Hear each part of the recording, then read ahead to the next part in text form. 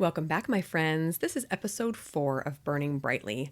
And today I want to introduce you to the idea of learning to trust yourself as you would trust someone else that you respect and admire. It's kind of a unique thought, right? Now, in life coaching, we use this perspective of being a neutral third party quite often. We use it to examine our thoughts, to examine our motivations, and to figure out why and how we're creating the life that we currently have. So this concept of trusting yourself will also require a similar perspective, right? It will require you to step outside of yourself and kind of view yourself as another person would. So here is my question. Do you trust you? When you make a promise to yourself, do you follow through with it? When your needs and wants are not being met, do you allow that? Do they regularly get steamrolled, or do you stand up for them? Do you honor your own values and standards and what's important to you? Very interesting concept. Okay, so let me share a story with you. When I was in college, I felt like I struggled a lot with self-discipline. At least that's how I labeled it in my mind. I would make goals, I would make plans, and I would very rarely follow through with them. And so I remember regularly praying for more self-discipline. I thought if I could just get a handle on myself, life would be so much easier. So a few things that I struggled with were eating better, exercising. You know, you're in college, not a lot of time. So I wanted those two things to just kind of magically appear into my life. I wanted to eliminate more entertainment and social gatherings and spend more time on my schoolwork. I wanted to spend more time in the scriptures, all these great goals that I had for myself. And yet I couldn't seem to gain traction. I honestly hadn't, now I realize I hadn't yet learned how to trust myself. And so frankly, I gave up on myself a lot. And I'm realizing now that part of this was because I hadn't yet fully realized my worth. And I hadn't fully understood that I was deserving of good treatment. That yes, I should be making goals for myself, but I should also be having grace for myself and acknowledging, okay, there's something going wrong here. What's happening? How can I help myself? In fact, I very often let myself and others mistreat me. Not in any serious ways, but in ways that didn't sit well with me, but I just allowed it because I didn't know any better. And so my brain was like, you know what? You're not very trustworthy. I think my brain knew that I was not yet in a place where I could fully protect myself the way I needed to. So I'm going to explain this a little bit better. First, I would ask you this. Who in your life do you already trust? Is there someone that you think is really, really trustworthy? Maybe it is a friend who never, ever shares confidences. You know you can go to this person and tell her all your hopes and dreams and scary thoughts and problems, and she will never share it with anyone else. Maybe it is a church leader who has perfect integrity. Everything you see him do is perfectly in alignment with his beliefs, and you so honor that. Or maybe it's a family member who just always openly and unconditionally loves you and everyone around you. I've known people of all walks of life who could be described in these ways, and it's just so beautiful to be able to trust someone with your whole heart and know that they will honor you and who you are and love you unconditionally. So that's what we want to try to create for ourselves. It's pretty powerful. Now, if you've thought about this person or a handful of people that you trust really innately, I would suggest that you make a list of the traits or characteristics that these people have and that you associate with trustworthiness, and then take a look at it. Do you have these traits? Maybe you admire them because they are things that you struggle with. Or maybe they are things that you would like to see yourself reflecting in your own life. So this is a really great place to start. Who do you trust? Why? And what are the traits that make them trustworthy? And how can you incorporate them into your life?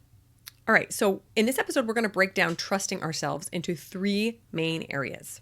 The first one is honoring our commitments to ourselves. So I would say that one of the main traits that I consider to be trustworthy is follow through. If I ask someone to do something for me and they follow through with it, I know that they're trustworthy. That is what we need to work on with ourselves. If you have a problem with this, you might want to look at it in one of 2 ways. Do you tend to overcommit to yourself? Like give yourself a list of 5 or 6 massive goals you want to work on at the same time and it's a little bit too much?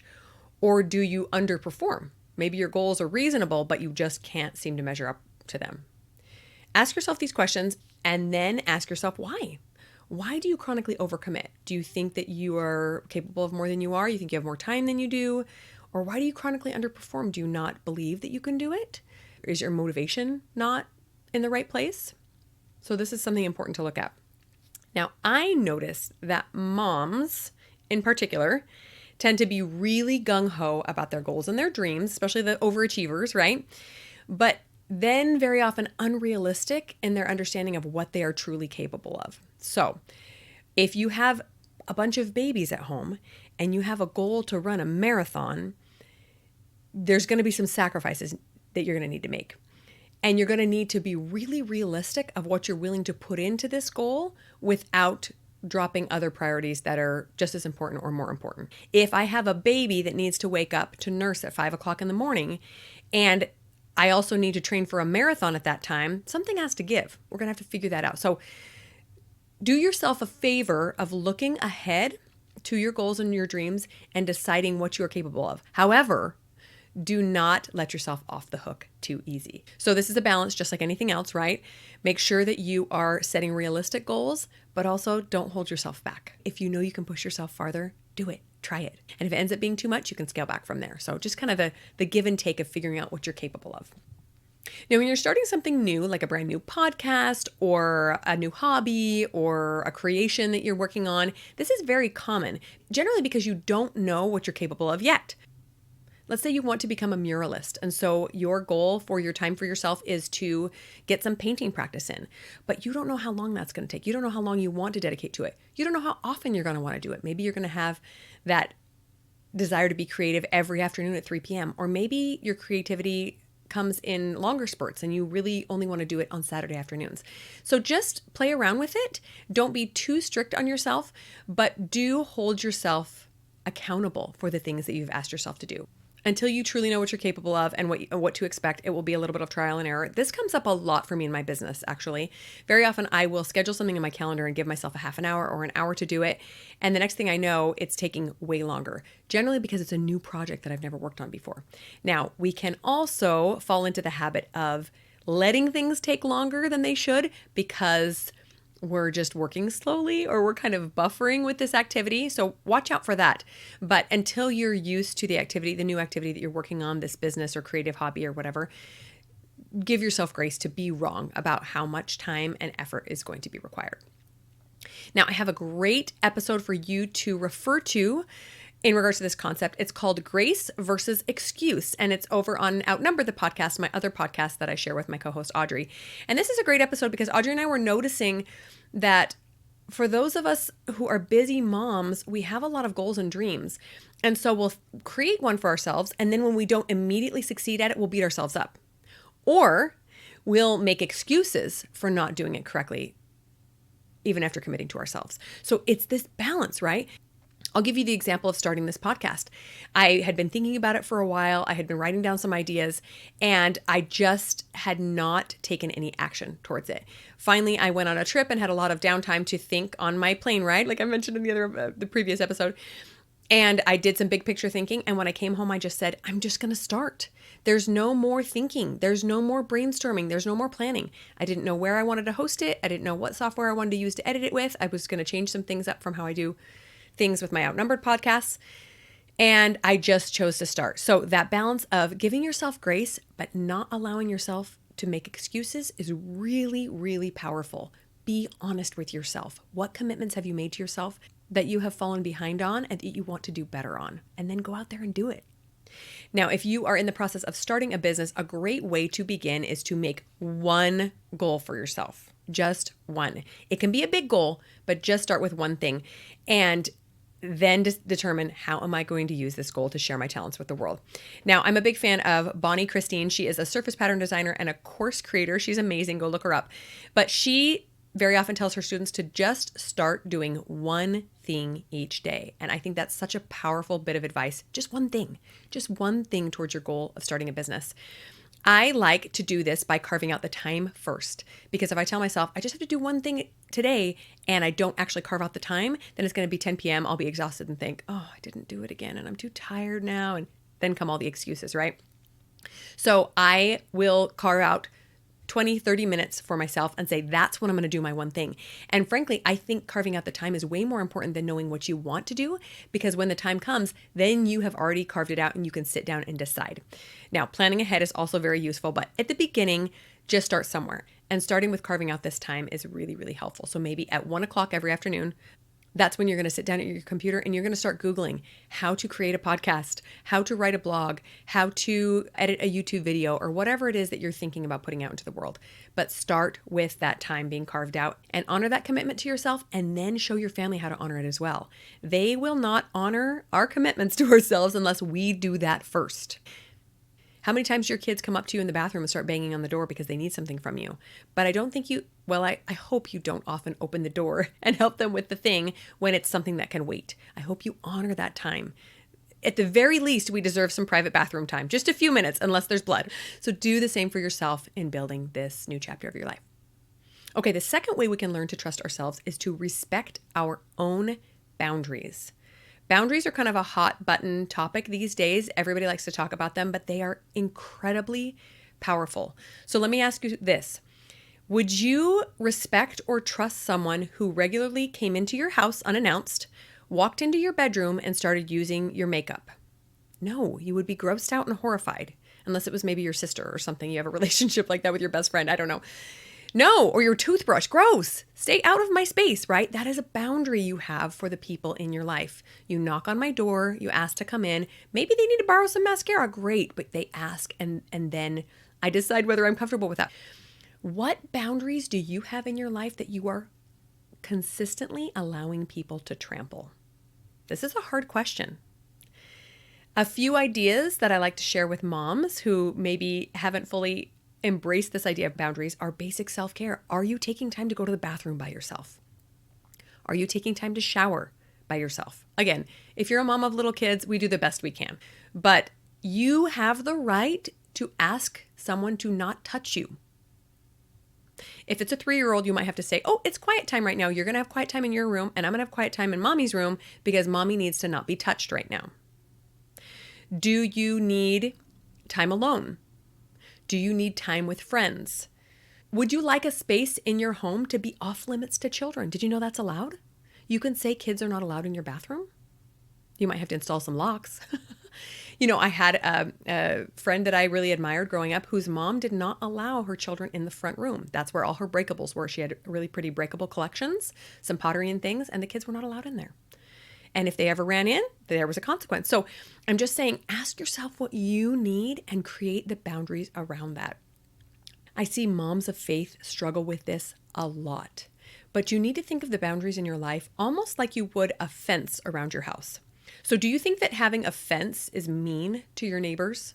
Do you think that's disrespectful? No, of course not. A fence is useful, right? It just delineates what is theirs and what is yours. It keeps your wild dog inside your yard, and it keeps their kids out of your yard. It allows both people privacy, right? You can go outside in your swimsuit and your neighbors probably won't be peering at you, hopefully. And it fosters love and respect for the people that you share a little bit of land with. Those fences, those boundaries are really important.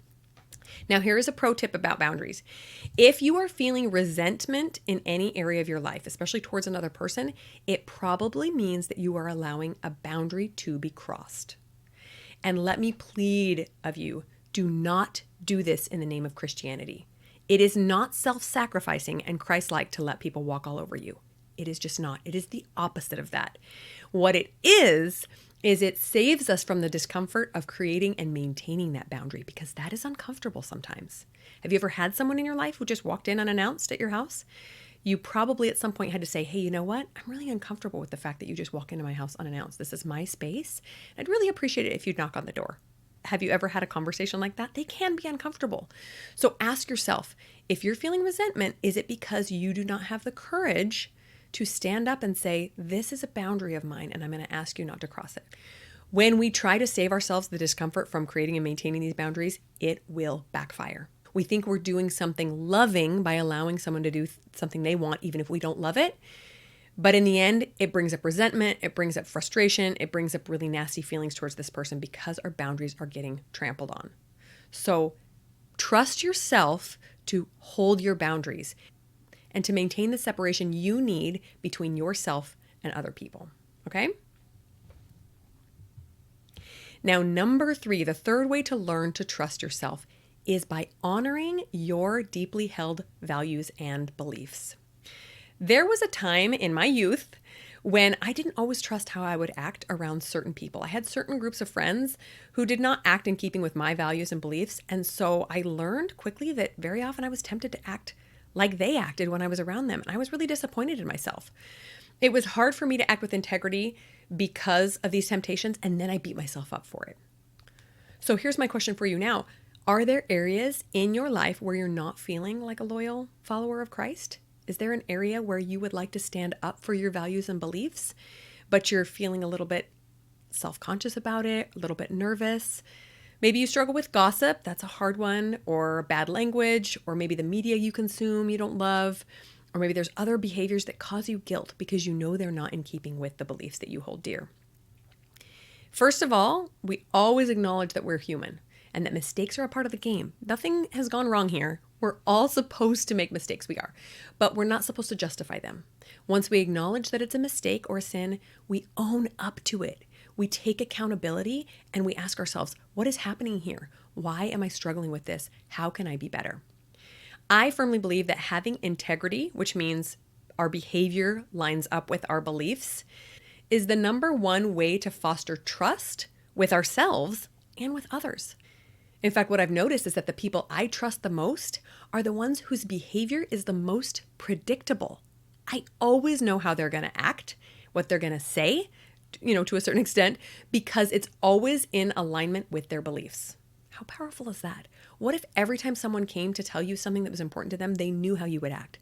They knew that you would trust their confidence. They knew that you would answer with empathy and concern, and they knew that you would love them unconditionally. What if you could do that for yourself? Pretty amazing. Now, this step is actually similar to step number 1, that of honoring commitments to ourselves, except here we're honoring the commitments we've made to God. We need to own up to our mistakes, apologize for them where necessary, and then commit to shining brightly for everyone to see. It's not perfection that we're after, it's constant improvement. And people who are watching us will notice when we make mistakes that we own up to them. Friends, I just have to say that I trust you. If you're here and you're listening to this and you want to build something amazing because you're feeling called to do so, I trust you to do that. This is some hard stuff, but it is worthwhile. Developing that integrity, developing that trust for ourselves, and knowing that when we commit, we will show up. I know that I personally would never go into business with a partner that I didn't trust. So give yourself the gift of a business partner who is trustworthy, one who honors their commitments, who respects boundaries, and who stands up for their beliefs. In other words, you. All right, friends, I'll talk to you next week.